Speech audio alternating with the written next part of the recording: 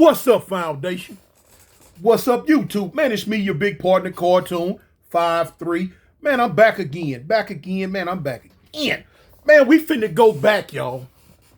We finna go all the way back to the early 80s when I was in YA. When I was in YA. I don't think I never told this story. If I did, I don't remember, but I don't think I never told it. Not in detail. They have a YA in Cali. They got a YA in Cali called Paso Robles. Now, Paso Robles was like a middle tier. It was a middle tier YA. As far as age and all that go, for violence of age or whatever. When you first started out, you went like the first timers mostly went to either O.H. Close or Fred C. Nellis. That's where they was gonna go. Boom. Moving along, when you start getting to you going up a little bit more. That's when you gonna hit your, say like you get kicked out of Nellis or you get kicked out of O.H. Close. You go into a higher level YA, which at that time was El Paso, or as it originally known as El Paso de Robles. We just call it Paso. Or you'll go to Paso, you'll go to ones like Carl Houghton, stuff like that. Then you go on up to the top tier on YTS.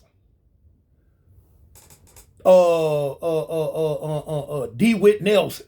YTS, DeWitt Nelson, or what was that up north? Dang, I forgot the name, but where they had the Tamarack program. Man, I'd have had a straight up brain freeze. But it was the YTS of Northern California. Anyway, you go to those.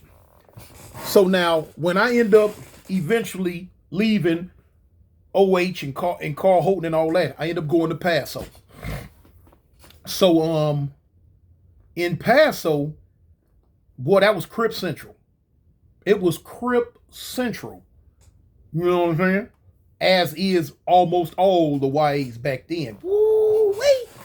Man, sometimes, man, people be tripping on me, man, about some of the stuff I talk about and some of my views and some of my outlooks on the LA gang culture, man. But I got a reason, y'all.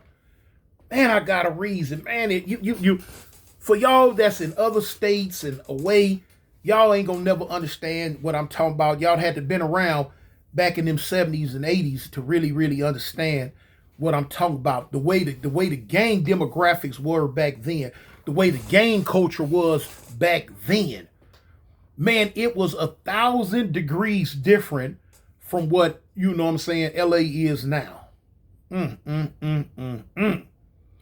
rules were enforced, the lines were strong, wasn't blurred, and you knew who was who. You knew who you liked, and you knew who you didn't like. And whoever you liked, you knew who they liked. And whoever you didn't like, you knew who didn't like them. You just knew. But it was different back then, man. It's just different now. Crips was a dominant force. We were a runaway train in them 80s, man. In them late 70s, early 80s, what was a runaway train, especially in the jailhouses, in the county jail. Man, all them gang modules and all that old stuff. Crips made them do that. They didn't have no choice. Man, we was tearing LA County Jail up. Everybody got it. Look at my eyes. Everybody got it. It was nothing that could stand in front of the Crip gang, man. It didn't make a difference how much we didn't like each other at the time and who was beefing with who as far as Crips went. It didn't make no difference back then. Man, we obliterated. Man, we Veni Vidi Vici. Now, a lot of y'all will say, what is that? Veni Vidi Vici. that is not Italian, but Greek or whatever that language is for I came, I saw, and I conquered. That's how the Crips was in LA, man. Now for y'all living in different states that's looking at through social media, movies, TV, books, and what's going on in this LA of today, that's all y'all know of what y'all see about LA of today. But no, don't let that fool you. There was nothing, man, that could stand in front of us back then. Man, it was so many of us. And of course, because of the unity was a little bit better back then. And it was like, at that county jail, the people had to be segregated away from us. You know what I'm saying? And then when the police seen that segregating other groups away from us wasn't saving that county jail, they like, hey, man, we going to have to segregate them Crips. Hence, 4,800, 4,700. They had to, man. You was going to get beat to sleep, robbed, took, and you got to understand, back then, LA County Jail, you was able to have your own money. You was able to wear your own shoes. Oh, my God. Oh, my God. What? Man, what? Man, it was a trip, man. It was just a trip. That's why nowadays you see, social media and media period books and rapping and the whole thing, it's more diverse with some of everybody. But that's why, man, Crip spread so quick around the country. Because it was so many of us. We was just dominant. We was there, homie. We was there. Man, look. I don't even want, look, I'm not even going to go into it like that. Backyard. We had fools backyard banking. We had fools where they wasn't even hanging out in their own sets on the front line. No, better hang in the backyard. Hang in the backyard. But anyway, that's not what the video's about. I just got reminiscent a little bit that just then. I got a little reminiscent about the old days, But man, this is about when a girl tried to get at me, man. I'm talking about from the physical standpoint. Listen, so now I end up getting shipped to Paso. Now I got to Paso, man. I was on a unit called Cayucas. Cayucas was a nice, it was a cool dorm. It was a cool block to be in. You know what I'm saying? My homeboy Tiki from the set was over there. Who else? Dang, it was man on that block. I think it was me, Tiki. I think my homeboy A-Line. Somebody else. I'm forget. I know it's 3 or 4 of us from Fire Travel Line on that one, and then we had homies spread out all over the other thing. So boom. But now it was another dude that was in there with me. He was cool, man. We was super cool. A dude by the name of Sherman. His real name was Sherman, but they called him Sherman. Now, when we was in Paso, he was claiming Santana Block. But I found out recently that he's not from Santana. He's from Southside Compton. Do tell. He's from Southside Compton. For me, that's neither here nor there. I'm just going off what I'm being told. But anyway, I remember him being from Santana because one day we came out with hold on. Okay, cool. We came out with a big piece of cardboard that all the Crips in the unit was hitting their sets up. Now I can strike real good. I can hit up real good. So a lot of homies like, cuz man, man, Toon, go ahead, put me down. Put me on there. You know what I'm saying? Because they wanted me to, hook it up. And Sherm asked me, cuz, put me down there. So I, Mr. Sherm, I remember it because I wrote STBCC. And when they seen it, like, man, what is that? I'm like, cuz, Santana. He was like, no, you don't write it like that. It's SBCC, Santana Block Crip. I'm like, okay. And I always remembered that. So anyway, me and Sherman was cool. Never had a problem. You know what I'm saying? We was just cool, another Crip in the block. Time goes on, time goes on. I end up going home, going back to Hawaii for my second and last trip. That's when I end up leaving. When I came back, I end up going to YTS. I end up leaving YTS. That's when I tell you about the stories of me going to the Y called Ventura. I forgot about Ventura, but anyway, yeah, Ventura. Me and the homie Cadillac Bob from Fire News Hoover, we went to Ventura the same day. I told y'all about we walking down the trade line and boom, boom, boom. I told y'all how my sister was there with me and all that. So, went through the rigmarole when we got there. Me and Cadillac Bob was tripping like, dang, we could not believe that we were there. We couldn't believe it. Like, dang, cuz, we made it to Ventura. I remember the first day going to get our clothes and school was letting out. Man, yeah, bros everywhere looking at us. You know what I'm saying? We coming from YTS. They looking at us like, ooh, they let some monsters up in here. And that's how they felt about it. You know what I'm saying? That's how they kind of felt. So I remember getting our clothes. Boom. We came back. This was on a Friday, I think. I think it was on a Thursday. And the next day, Friday, we didn't go to school. The next day, Friday, we ended up going to get our clothes or whatever. No, we got our clothes Thursday. We stayed. They moved me because we was in a receiving unit. They moved me to Miramar, MM. And they moved Cadillac Bob across from me in AV, Alta Vista. No, I think Alta Vista. Was that Alta Vista? Might have been across. But anyway, bang. So now we chilling out the whole weekend. Friday, Saturday, and Sunday. We got to go check into school Monday. So of course, by the time Monday came, word it got around Ventura, about the new dudes come in. These new dudes come in, word gonna get around, especially if you know a lot of people that's already there. Girls want to see you and all that. It's like that for me because of my sister being there already too. So bang. Unbeknownst to me, it was a female there. It was a female there that wanted my head, y'all. She wanted my head. I had no idea what was coming to me was coming. That Monday came, we went and checked in school. Boom. We weren't going to school till the following day. The following day, Tuesday. Now look, I'm getting here. I don't know a whole lot of people. I don't know a whole lot of people. And of course my sister there, and I know a few homies. I got, a few homies from Avalon that was there too.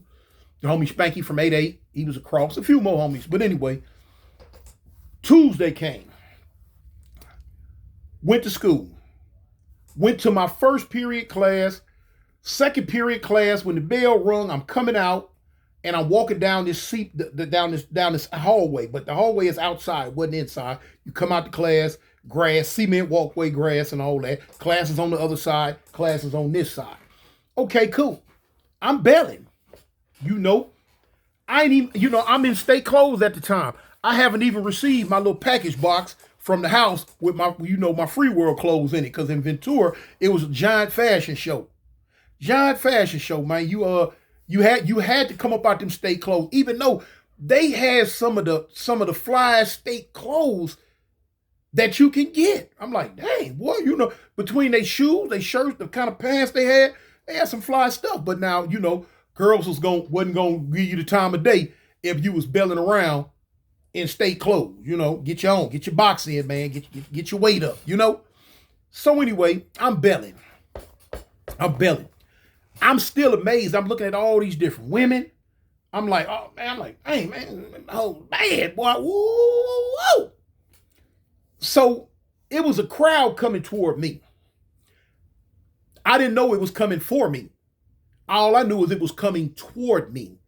They might have been, all of them might have been, but it was a bunch of girls.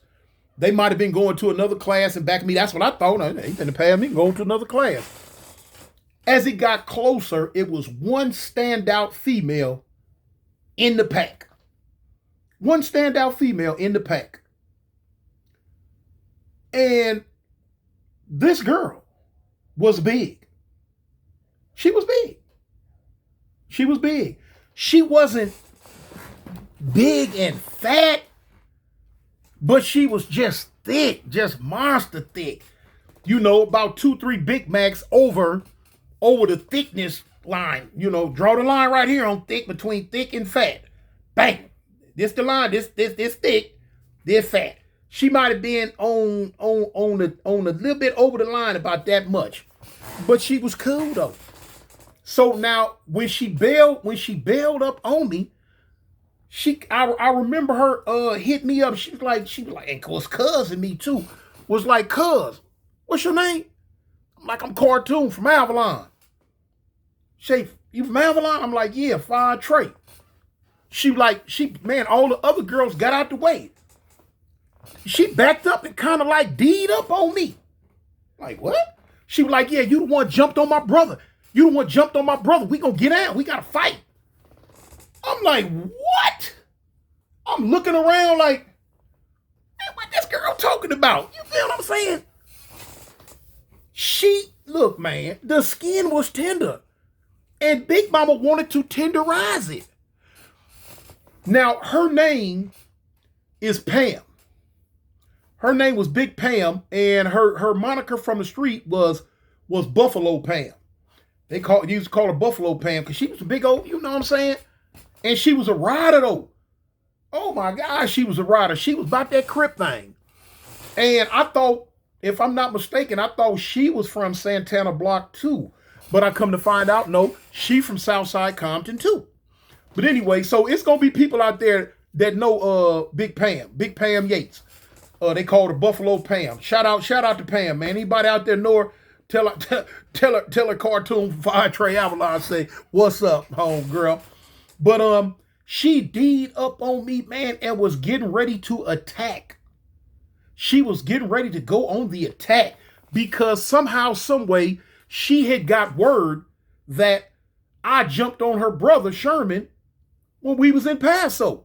So I'm like, hold on, let's get to the bottom. What you tripping on, homegirl? So like, you my brother, man. I'm like, who's your brother? And she went on to tell me, I'm like, man, me and Sherman ain't never had no problems. Never. We was in Paso, never. Did he tell you it was me? To be honest with you, I can't remember how she said she come across the information that it was me. I don't remember, but I convinced her that it was not me. I say, look, get in contact with your brother or whoever you need to get in contact with and find out for sure. Find out for sure if it was me. Because it wasn't me, homegirl, and I ain't finna fight you. So, there's a few more choice words passed. Then she was like, okay. The next day came, or the day after that came, and when I seen her again, she was singing a different tune. Whatever she did, she had went and found out that me and her brother had never had an altercation, had never had a problem. It wasn't me. So whoever he got into a fight with, that was on him and them. It wasn't me. And so when she seen me, she was like, you right. I'm like, what's up, cuz? She was like, cuz, it wasn't you.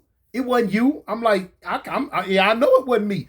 But I'm just shocked that you even had received some type of information that it was me. She was like, oh, cuz, you know how I go. I'm like, yeah, I know how I go. I say, but you really was wanting to get out? She was like, yeah. So I did my research on her and found out, man, she gonna fight dudes, women, anything. You know what I'm saying? She gonna bump. Because I ended up telling my sister about it. I seen my sister. I'm like, man, the girl tried to fight. So, my sister had a head. On Hoover, cuz, ain't nobody finna fight my brother and whoop, whoop, whoop, whoop, this, that, and the other. Where she at? So I told her who she was. She was like, I ain't scared of her. I'm like, no. We gonna get to the bottom of it and find out what's going on. Because she said, you jumped on her brother. I'm like, no, I ain't never had nothing with her brother. We was cool. She said, okay. So anyway, me and Big Pam, we became super cool.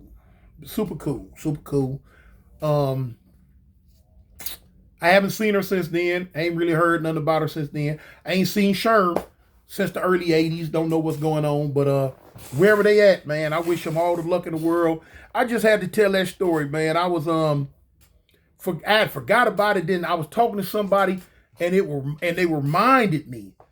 And I end up having to call. I say, you know what? Because I couldn't remember her brother's name. So I ended up calling homie Melly Mel, but he didn't answer. So I had to turn around and call the homie Baby Gangster from Santana. And he knew her. You know, I knew they was going, because they all in the, you know, kind of in the same age group. I knew they was going to know each other. He knew her right off the bat. So, you know, and I was like, what's her brother name? And he told me, he was like, but they not from Santana. I'm like, cuz, I thought they were, he's like, no, they from Southside. I'm like, oh, okay. Cool. But anyway, man, shout out to Baby Gangs from Santana, man, for helping me straighten me out with that little bit. And shout out to Pam and her brother Sherman. I don't know where they at right now, but I wish them all the luck in the world, man. But anyway, yeah, that's that story, man. You know, mistaken identity. She wanted to get at my behind about her brother. She loved her brother. I take my hat off for that. Commend her for that one. She wanted to get at. Anyway, man, tell the people you love them, homie. It's me, your big partner, Cartoon, man. And don't never forget, man, I don't care whether the tide runs high or the tide runs low, if the stream dry up, if the sky turn black, I'm still going to represent the gangsters. Them Avalon gangsters, cuz I'm out of here. Peace.